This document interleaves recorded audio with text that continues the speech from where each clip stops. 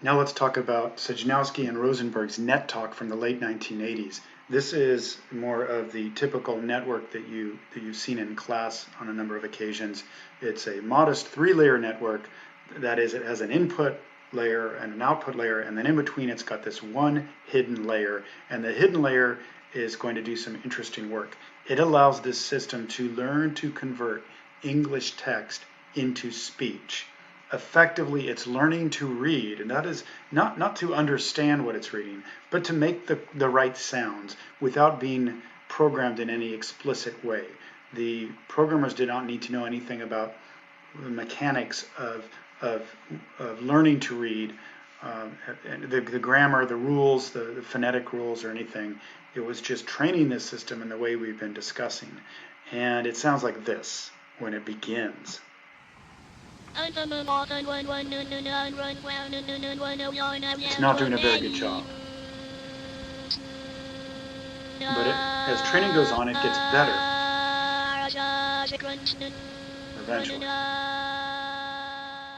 We can't run. I like to go to my grandmother's house. Well, because she gives us candy. Well, we eat there sometimes. Sometimes we sleep overnight there. Sometime when I go to my cousins. And then it performs on There's novel instances. I can't stand in my family. My baby, my stomach knows I can't even get to sleep for a minute. He won't stop jumping or running in the bathtub. In the bathtub? No. In the crib. He eats the... So that last bit was NetTalk performing on words it has never seen before. And because it was able to learn the first, I think it was 10,000 words, when presented with novel instances, it can do very well.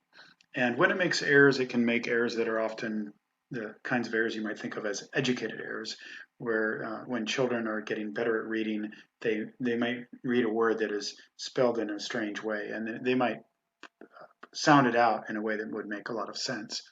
How does it do it? Well, explicitly, it's taking an input vector that represents 7 characters. The middle character is the one in this case to be pronounced, the C. It's flanked by 3 on each side, which provide context. So the letter C can be soft, like or hard, like k. It can even be a ch sound. Maybe I don't know. Are there others? I don't know.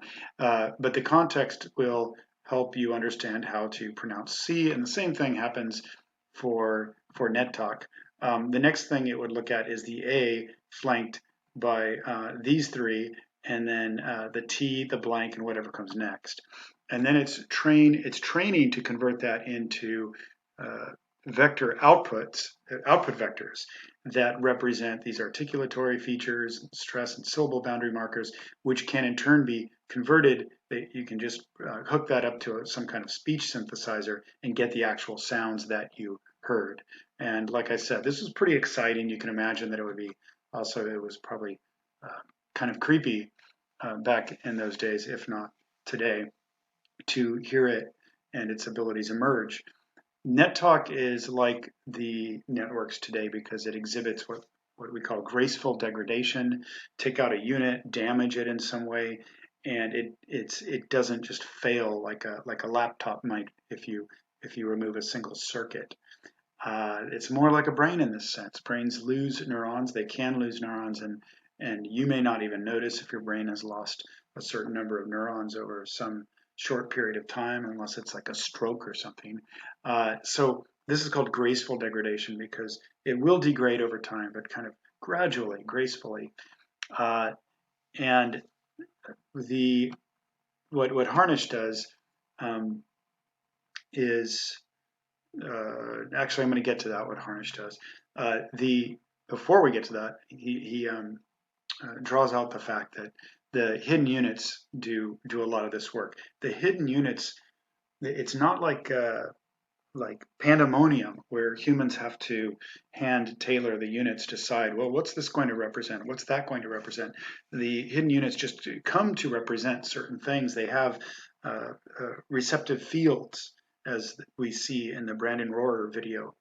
And so one thing that emerged very quickly is the the categorization of these items, the vector representations at the hidden layer level, into vowels and consonants. So this is a representation of the mathematical distance between clusters of vectors.